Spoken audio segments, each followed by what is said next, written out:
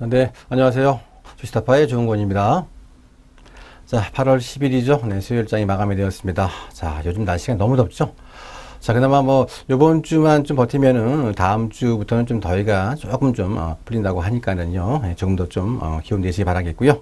자, 오늘 양시장은 다 플러스로 마감이 되었네요. 유가증권 시장은 강보합세였죠. 0.86포인트 올랐어요. 2044.64포인트로 계속 신고가를 지금 경신하고 있는 그런 상황이고, 코스닥 시장이 오늘 좀 많이 올랐습니다. 6.3포인트 올랐죠. 네, 707.46포인트로 오늘 다시 700포인트를 고지를 탈환했습니다. 자, 매매 동향 잠깐 점검하겠습니다. 자, 오늘 개인은요, 자, 각각 양 시장에서 큰 폭의 매도 우위로 차익 실현 쪽 위주로 대응했네요. 유가증권 시장에서는 1,892억 원의 순매도, 코스닥 시장에서도 역시 1,027억, 상당히 큰 폭의 순매도로 700포인트 위에서 상당히 좀 차익 실현 위주 쪽으로 대응하는 그런 모습을 보이고요. 자, 외국인 오늘도 역시 2,767억 유가증권 시장에서 대규모의 순매수세 보였고요. 역시 코스닥 시장에서도 역시 954억 원, 상당히 오늘 큰 폭의 순매수로 오늘 개인들의 그 차익 실현을 갖다가 외국인이 다 받아가는 어떤 그런 모습을 보였습니다. 자, 기간 오늘 역시 유가증권 시장에서는 1,048억 정도의 순매도세를 보였어요. 자, 투신 보세요. 1,400억이 넘는 1,440억 원의 매도세를 보이면서 역시 계속 그 환매에 대한 물량을 갖다가 좀 지속적으로 추리하고 있는 모습을 볼 수 있다, 이렇게 말씀드리고요. 코스닥 시장에서는 반면에 136억 원의 순매수로 오늘 기간은 상반된 매매 패턴을 보였습니다. 자, 차트 잠깐 보시면요. 자, 오늘 종합 주가 지수가 2044.64포인트예요. 요 근래 계속 지금 주가가 외국인들의 매수세에 힘입어서 지금 계속 전고점을 지금 돌파하고 있는 모습인데, 자, 이런 그 기술적인 분석보다는요. 자, 요즘 시장에 또 갑자기 또 워낙 강세죠. 예. 환율이 한 6월 중순부터 좀 하락세를 보이기 시작했습니다. 제가 확실하게 지금 오늘 결과는 제가 오늘 못 보고 왔는데, 장중에 환율이 좀 1,100원도 붕괴하는 모습을 제가 봤습니다. 자, 이렇게 지금 워낙 강세가 이루어지는 배경이, 물론 이제 브렉시트의 어떤 조기에 수습이 된 부분도 없지 않아 있겠지만은, 외국인들이 어떤 이런 지속적인 주식 순매수도 결국은 원화 강세, 그러니까 환율 하락에 한몫을 하고 있다. 자, 이렇게 볼 수가 있겠죠. 자, 왜냐면은 얘네들은 이제 주가 차익 도 물론 그렇겠지만 환율이 이렇게 계속적으로 하락을 하면은 환차익도 상당히 무시 못하는 거죠. 그래서 지금 외국인들의 매수세는 그날 4조 넘게 순매수를 보였는데요.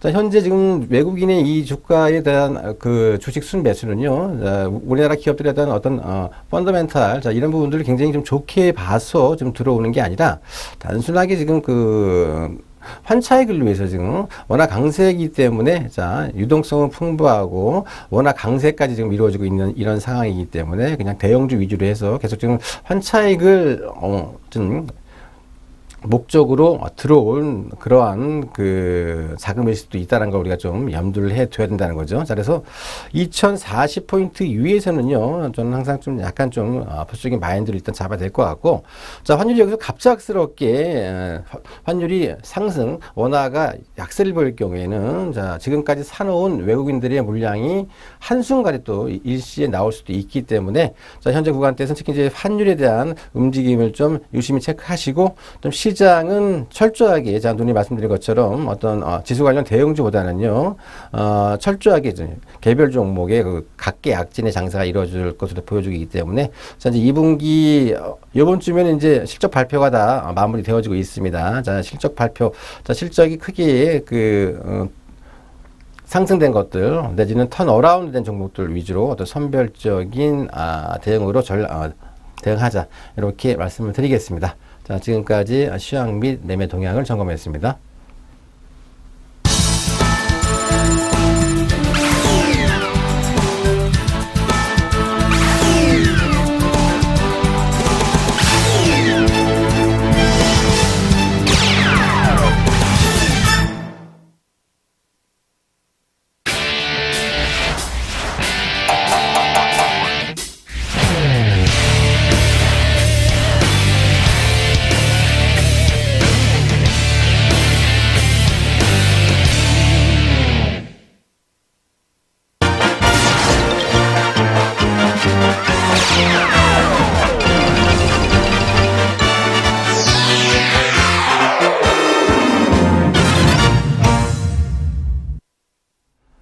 자, 종목 추천 시간이죠.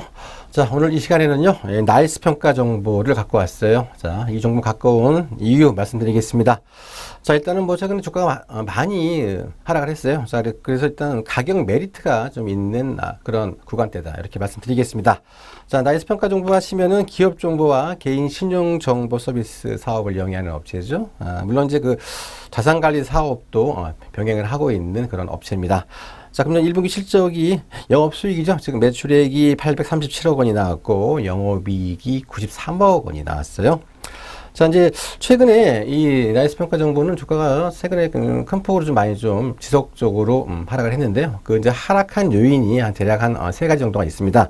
일단은 첫 번째가요, 중금리 대출 활성화가 좀 다소 좀 지연이 됐어요. 자, 여기서 말하는 그 중금리 중금리 대출이라는 것은요, 이 법정 이자 한도보다 낮은 금리죠. 지금 법정 이자가 지금 24%인가요? 26%인가요? 지금 중금리 대출은 한 15% 정도의 그 이자로 이제 대출을 해주는 거라고 일단 보시면 될 것 같은데, 자, 이 당초 기대와 달리 그 중금리 대출 시장의 활성화가 좀 더디게 좀 이루어지고 있는 데다가 인터넷 전문은행도 지금 영업 시점이 그 내년으로 지금 지연되고 있었죠. 자, 게다가 이제 총선 이후에 은행법 개정에 따른 그 불확실성이 좀 높아진 것에 기인해서 이 기업의 주가가 좀 많이 하락한 첫 번째 요인이고요. 두 번째 바로 이제 내수 경기 하강 우려에 따른 대출 기피 현상이 많이 좀 심화가 된 거죠. 경기 하강과 기업 구조조정으로 인해서 지금 금융기관 대출 태도가 좀 빠르게 지금 냉각이 되어지고 있는 것도 이 나이스 평가 정보의 주가 하락에 하나의 큰 요인으로 작용했다. 이렇게 말씀을 올리고 마지막으로 바로 이 비지의 매출 성장세가 좀 둔화가 되어지고 있다는 겁니다.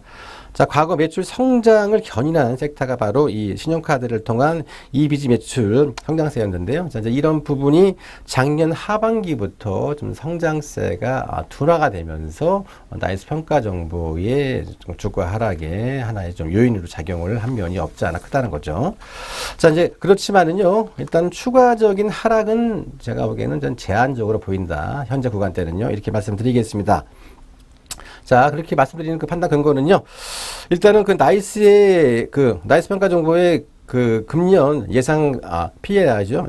예상 PER이 약 한 15.5배입니다. 자, 이 수치는요, 글로벌 경쟁업체 PER 대비 크게 지금 저평가되어지고 있어요. 자, 글로벌 경쟁업체 신용평가사들 PER이 보통 24에서 25 정도를 이렇게 보이고 있는 반면에 나이스 평가 정보는 지금 15.5배이기 때문에 상대적으로 경쟁업체 대비 상당히 좀 저평가 구간에 있다라는 게 첫 번째 요인이고요. 이제 두 번째가 금년 1분기 당기 순이익이요, 전년 동기 대비 한 4% 정도 증가했다는 겁니다. 자, 그래서 이제 그 시장의 우려와 달리 이익이 일단 안정적인 그 이익 성장세를 보이고 있다라는 점도 일단 추가적인 주가 하락을 방어할 수 있는 하나의 요인이다. 이렇게 말씀드리고, 마지막으로 이제 1분기 중 매출 성장률은요, 연간 대비 약 한 2.3% 이렇게 증가하는데 그쳤습니다만은 영업이익 증가율이 약 한 10% 정도로 이렇게 크게 증가하고 있는 점. 자, 이런 그 세 가지 점을 우리가 봤을 때는,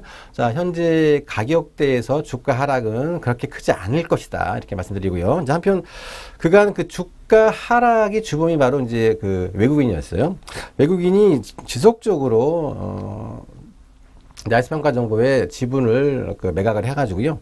2015년도 1분기에 15.8%의 지분에서 지금 한 4.4%까지 하락하면서 이제 주가 하락의 요인으로 작용을 했습니다. 잠깐 뭐 그림을 보시면은요, 나이스 평가 정보의 지금 영업 수익 쪽이 보시면은요, 일단은 뭐 영업 수익 쪽이 이제 837억 아까 제가 말씀드린 부분은 좀 말씀드리고요. 이제 좌측 보시면 보세요. 자, 기술신용 대출 잔액 및 건수 추이가 지속적으로 우상향하는 모습을 보일 수가 있겠죠. 자, 그래서 이런 모습을 봤을 때는요, 일단은 현재 그 나이스 평가 정보통신의 그 주가 하락은요, 미리 어느 정도 일정 부분 충분히 그 반영이 되어졌다. 이렇게 말씀드리겠습니다. 자, 그래서요, 일단은 뭐 실적은 좀 다소 느리겠지만은, 자, 실적에 대한 개선에 대한 방향성은 굉장히 확고하게 방향을 잡았다. 이렇게 말씀을 올리겠어요.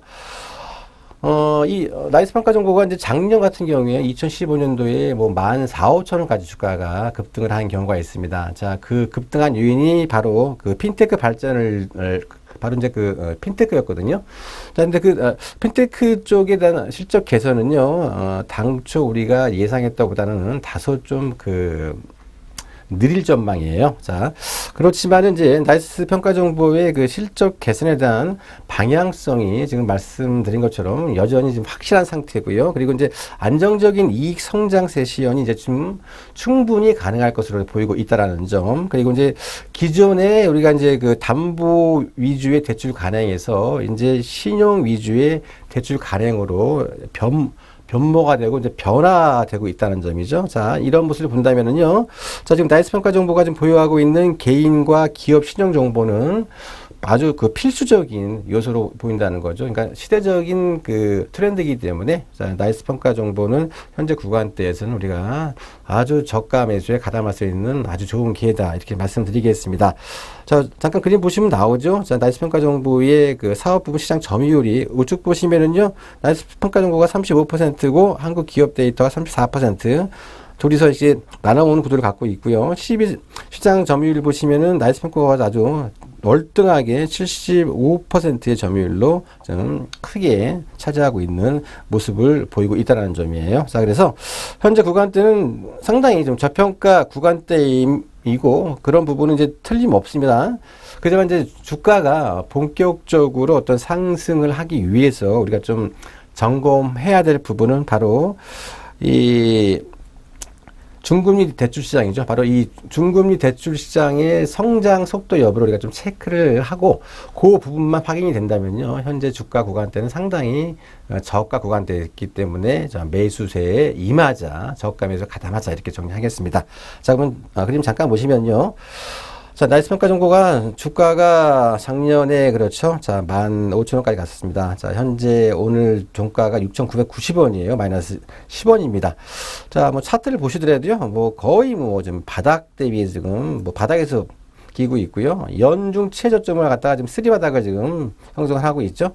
작년 5월 달에 6,800원대, 6,900원대를 갖다가 찍고 난 다음에요. 지금 원바닥, 투바닥, 쓰리바닥 지금 쓰리바닥 형성을 하고 있는 그런 모습입니다. 자, 그래서 요 근래 주가 하락은요. 바로 이제 이런 부분들을 갖다가 지금 외국인들이 지속적인 주식 매도로 인해서 반영이 되어졌고요. 그리고 이제 이런 부분들은 이제 일정 부분 악재가 충분히 다 반영된 어떤 그런 구간대이기 때문에 가격적인 측면에서 7,000원대다라고 하면은요 상당히 매력적인 가격대입니다. 자, 그래서 나이스 평가 정보 7,000원 전후 현재 가격대에서 점진적으로 저가 매수로 대해서 일단 뭐 단기를 보더라도요 일단 뭐 8,500원까지는 충분히 올라올 수 있으니까 자, 중기 장기 충분히 지금 이익이 나올 수 있는 어떤 그러한 가격대이기 때문에 나이스 평가 정보 7,000원대에서 지속적으로 주식을 매수를 해서 보유하자 이렇게 정리하겠습니다.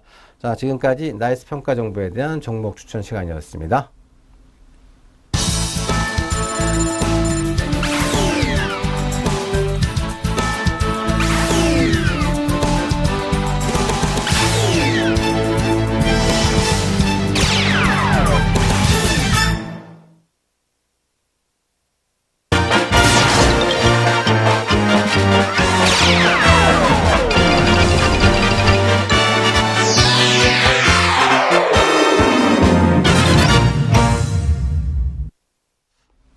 자, 어제 투자를 위한 10가지 권고사항, 저희가 한, 4번째까지만 말씀드리고, 이제 시간 관계상 말씀을 드렸는데, 오늘 이제 마저 말씀드리겠습니다.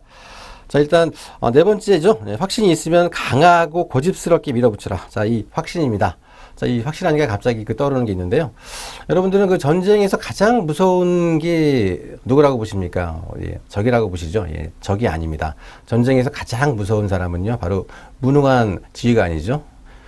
근데 이제 더 무서운 게 있어요. 그 무능한 지휘관이 확신을 가지고 일을 할 때 가장 무서운 게 바로 무능한 지휘관이 확신을 가질 때입니다. 자, 그래서 우리가 여기서 확신이 있다라는 게 자기만이 아는 어떤 고집이 아니라는 거죠. 이건 충분히 시장 투명하고 그리고 이성적이고 감정적으로 우리가 확신이 있을 때는 강하고 고집스럽게 밀어붙이라는 거죠. 절대로 고집을 가지고 밀어붙이지 말라는 겁니다. 그리고 이제 다섯 번째죠. 유연하게 행동하고 자신의 생각이 잘못될 수 있음을 인정하라.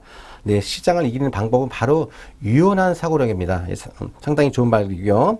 여섯 번째죠. 자, 완전히 새로운 상황이 전개가 되면 즉시 매도하라. 자, 이 말은요, 바로 이제 그 블랙스완이죠. 돌발 악재.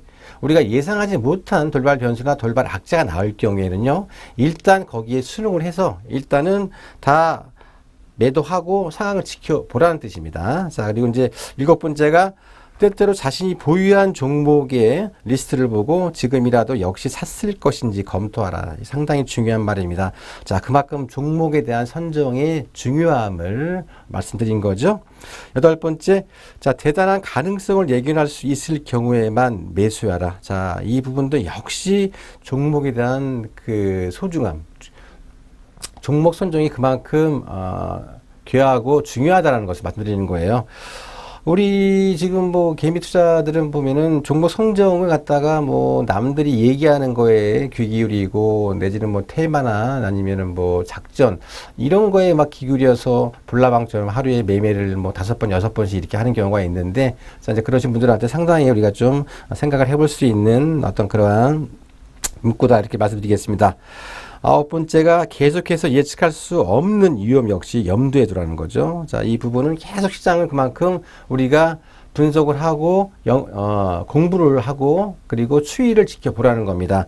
그래서 상당히 중요한 말이에요. 자, 계속해서 예측할 수 없는 위험 역시 염두에 두라. 자, 시장 참여하는 사람들 상당히 좀 중요한 얘기입니다. 자, 그리고 이제 마지막이죠. 자신의 주장이 옳더라도 겸손하라. 네, 맞습니다.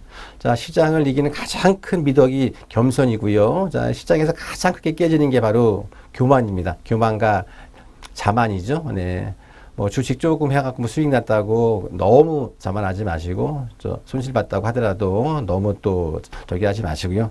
본인이 너무 잘 나가다 하더라도, 자, 변은 이길수록 고개를 숙이는 법이죠. 자, 자신의 주장이 옳더라도 겸손하자. 자, 이 10가지예요. 자, 이 앙드레 코스톨라니 헝가리의 그 출신의 투자에 대한 대가인데, 자, 이 양반의 책이 상당히 우리가 이제 그 월가 쪽만 우리가 많이 좀 스포트라이트 많이 봐서 그렇지, 헝가리 쪽도요, 제가 보기엔 이렇게 좋은 대가도 있다는 것을 한번 명심해 두시고, 자, 이런 10가지 권고사항 우리가 좀 시장에 임할 때 계속 좀 마음을 좀 가슴에 좀 새겨 듣고 좀 시장에 임하면은, 자, 그렇게 많이 깨지지 않는 시장의 위너가 될 수 있다. 자, 이렇게 말씀드리고요. 자, 오늘 여기서 정리하겠습니다. 네, 감사합니다.